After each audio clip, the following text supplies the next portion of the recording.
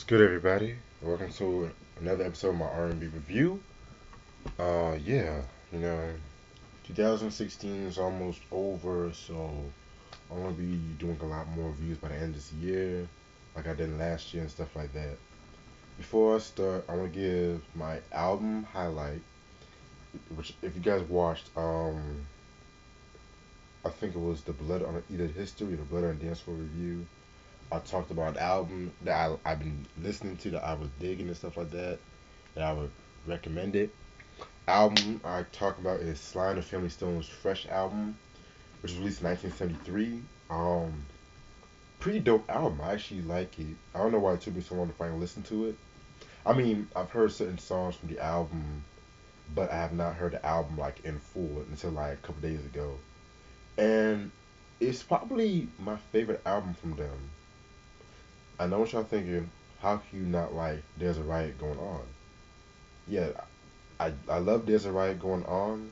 I feel like that's probably one of the most important funk and soul albums of all time. But there's something about Fresh that I love. I don't know if it's like the sound, the mid-tempo grooves, and things of that nature.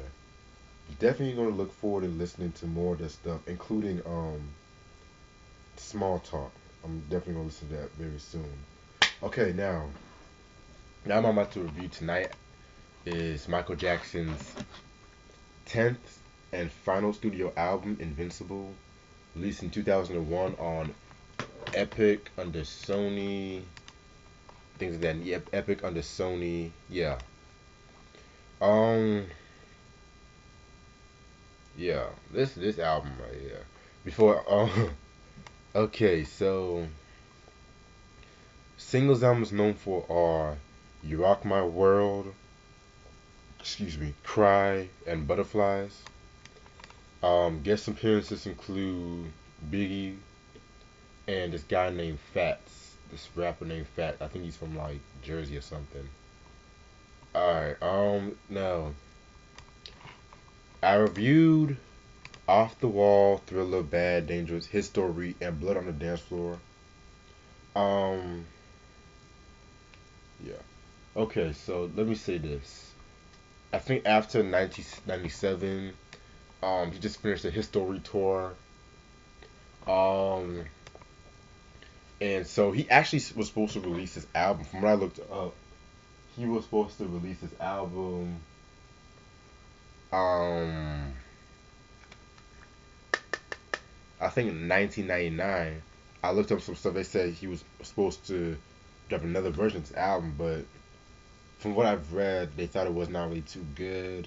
Or yeah, and plus he started having kids like around that time. Like he started having kids, and he got married to Debbie Rowe around that time, which is his second wife. And fast forward to 1999, he got himself busy where he was doing a lot of charitable events, including something with like Luciano Pavarotti, a benefit concert like that, and the MJ and Friends thing. And he began working on this album more. He got back working on this from like '99 to 2001. Now, 2001 that was a very busy year for him because um, it was a very interesting year, as I should say, because by the time this album came out, he started putting this thing, the Michael Jackson 30th anniversary concert. Very dope concert. I love that concert, and that's the concert I don't hear a lot of people talking about. Um, People like Dionne Warwick performed, Destiny's Child, Usher. But the best moment was when the Jackson Five, including Randy, reunited on stage ever since the Victory Tour. I thought that was a very cool moment. And yeah, so 2001, this album came out. Yeah, if y'all can see that. Now, believe it or not, this is actually the most expensive album ever made. And I'm gonna get into that. Like, now the production is out of all the albums Michael Jackson has dropped, the production here varies a lot. You had Michael Jackson, Rodney Jerkins, who's a very iconic producer and things of that nature. He's a very iconic producer. He produced from a lot of people from Luther Vandross to Tony Braxton to Destiny's Child. You have Teddy Riley, who worked with him since the Dangerous era. You have Dr. Freeze, who has also was working with him, like also worked under like the New Jack Swing era. His he has mostly worked with like Color Me Bad. He actually produced I Wanna Sex You Up, and he produced Poison by Belle Biv DeVoe. So then we have Andrea Fanatic Hurd, who has he produced for Lil Kim, Will Smith, Beyonce. You have Nate Smith, Andre Harris. You guys should know Andre Harris, who he is. Babyface, Richard Stites, and R.Kelly. So judging from the production, this is a lot of more varied than other a lot more varied than other albums he has released, because if you look back like the Off the Wall, Quincy Jones was producing everything and Michael Jackson would do a little help with the production. Then you move towards Dangerous, where like Teddy Riley was doing most of it. Michael Jackson and Teddy Riley were mostly working on it as themselves.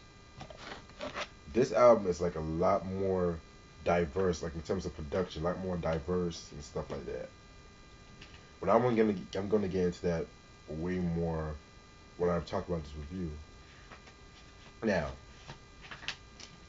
okay, this is the cover of the album. Pretty interesting cover. You know they have different versions of this cover. Like there's like a red cover of this, a green cover, a blue cover. Yeah. Um, my dedicated. If y'all can see this, he dedicated this right to some girl. Got lyrics, dope pictures of him just chilling. Yeah. And then like after like this album is actually how can I put this, like this album was not really Michael believed that this album was not promoted well. Like it didn't manage to go platinum though, but he felt like it should have been promoted a lot more better. And cause like if you really look back at his albums like Thriller, it carried him from like 82 to most likely like 84, and then you have Bad, which carried him from 87 to maybe like 89ish. This album, it was just 2001, and then boom, by the next year people just moved on from this album, and he actually got dropped from Sony because he actually talked shit about Tommy Mottola. He said that he was the reason why this album failed commercially, and he called him like the devil. Like you guys should know what I'm talking about. Yeah. So yeah. Other than that, I'm gonna give you my personal opinions on this album after I'm done with this review. So 16 songs. Y'all know what I'm about to do. The first song, Unbreakable, featuring Biggie. Um, I have very mixed feelings about this song. Basically, what I got from the song is like he goes through everything, but like people cannot like hurt him. Like he's still here, he's still doing his thing and stuff like that. Very dope way to start off the album. And the beat is dope. Who produced that beat? Let me see. Ronnie Jerkins and Michael Jackson, they worked on that beat. That was a very good beat. But at the same time, as much as I love Biggie though, I felt like I kind of have mixed feelings with the posthumous appearance though, because they kind of reused that verse from Biggie off the Shaq song, "You Can't Stop the Rain," which is I forgot which album that was from. It came out in '96.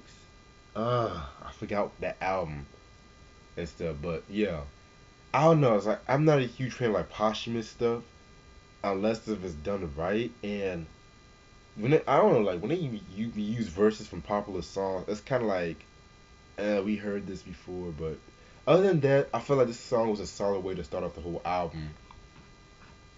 Track number two, Heartbreaker featuring Fats, or MC Fats.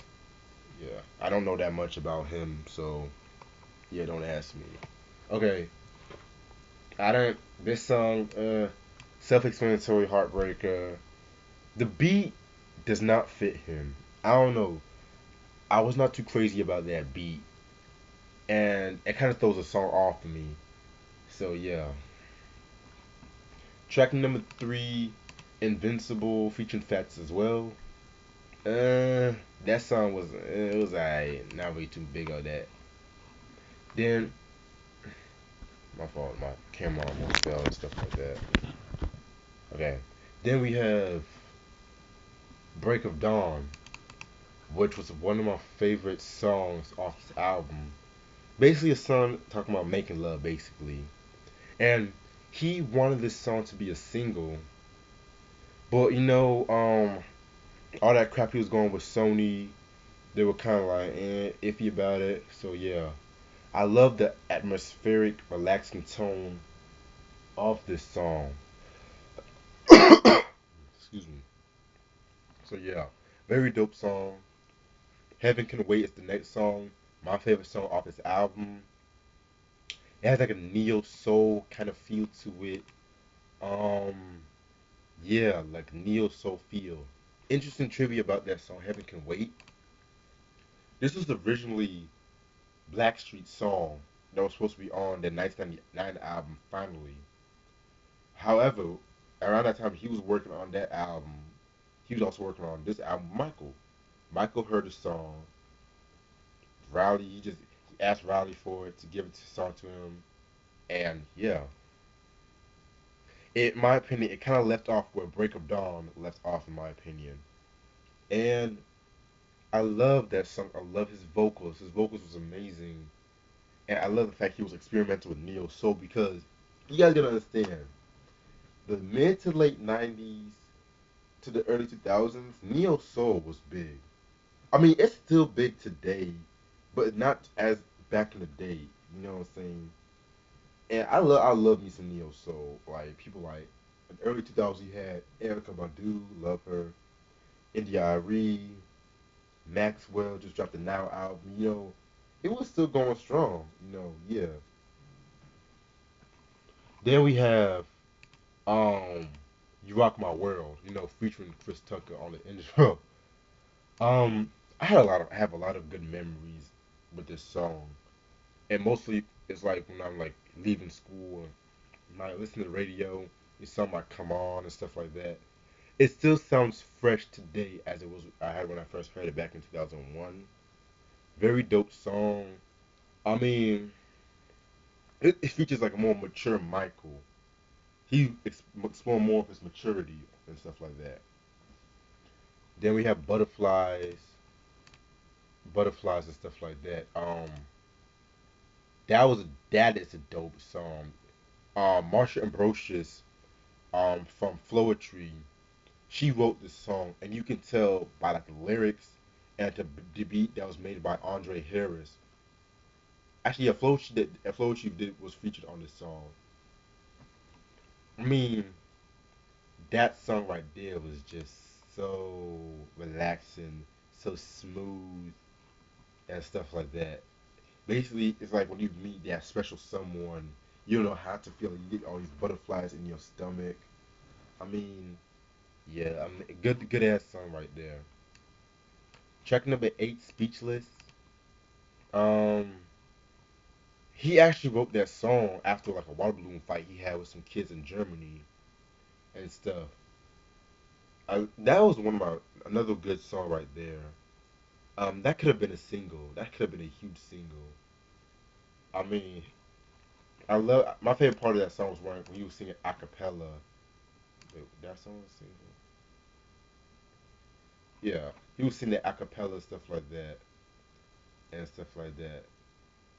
Very very good song right there.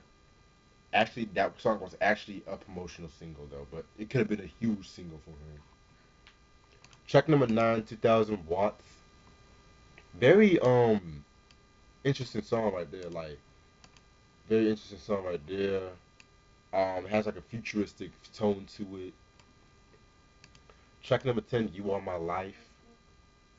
He actually wrote that song about his kids and stuff like that. Very good song. To be honest, I wish it was a little bit better, but hey, it is what it is. Then we get into one of the darkest songs off this album, Privacy. He was talking about like the paparazzi and tabloids and stuff like that, and he was reflecting on his own life. But what's different about this song than the other songs he wrote about the media was like he kind of went more deeper into it because in the second verse he was talking about Princess Diana, and you guys should know that him and Princess Diana were friends, and she died in a car accident because the paparazzi was chasing her. Yeah, it's kind of sad though.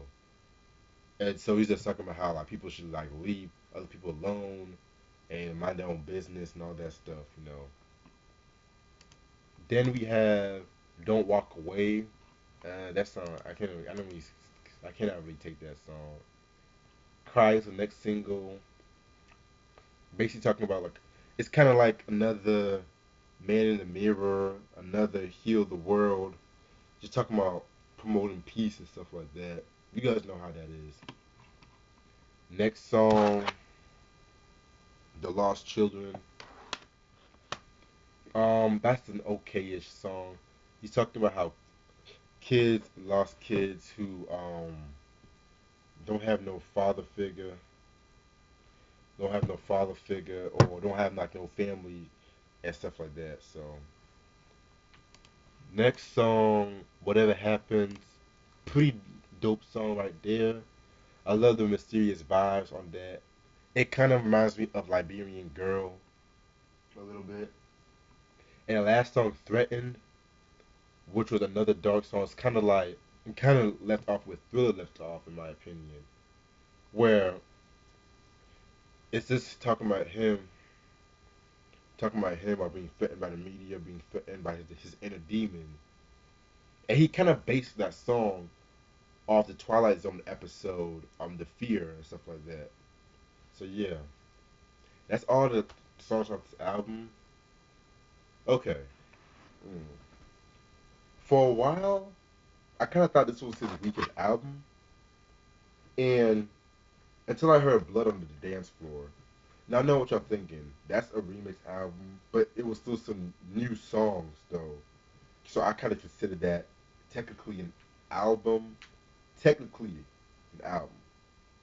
If y'all know what I mean. An official album. Y'all know what I mean. While Invincible, it does have some good points.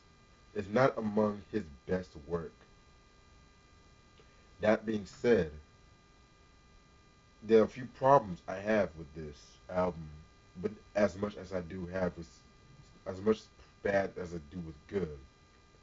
Now, Now I mentioned this before with the History album, Blood and Dance Floor, the mixing. Some of the songs, some of them, not as much as those two albums.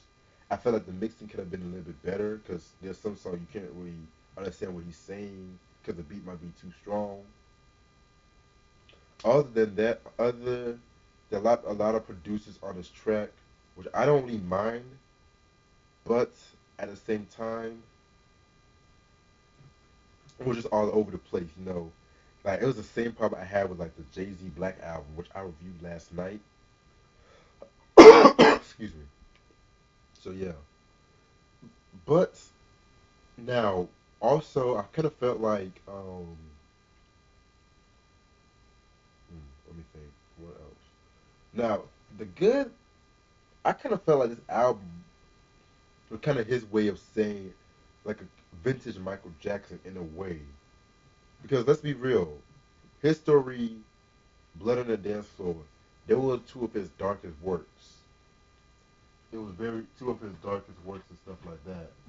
And this is kind of his like way of saying this is kind of like vintage Michael. It's more sweet songs, at the same time more mature songs. You know. Also, one thing I loved about this was I love the way he was experimenting with neo soul on his album. Like he's getting into more newer sounds and stuff like that, making himself sound fresh. So I kind of give him that. But overall, this is a pretty okay-ish album. I mean, now everybody loves this album. It has a cult following. But when this album came out, a lot of people were like, eh. And this is actually my homeboy's favorite album. Shamar's is actually Shamar's favorite Michael Jackson album. So yeah, Invincible, 2001. Um, like I said, I hadn't enjoyed reviewing all of his albums. Well, not all of his albums. I'm still gonna review his Motown albums. Most likely early next year. I'm gonna start doing those. So yeah, I've enjoyed reviewing all of his albums from the Epic era and stuff like that. You know, and I also love the fact that I actually learned some stuff that I never really knew about some songs, some recordings and stuff like that. So Michael Jackson's Invincible 2001, and that's all the time I have. Hope you guys have a good night. Peace.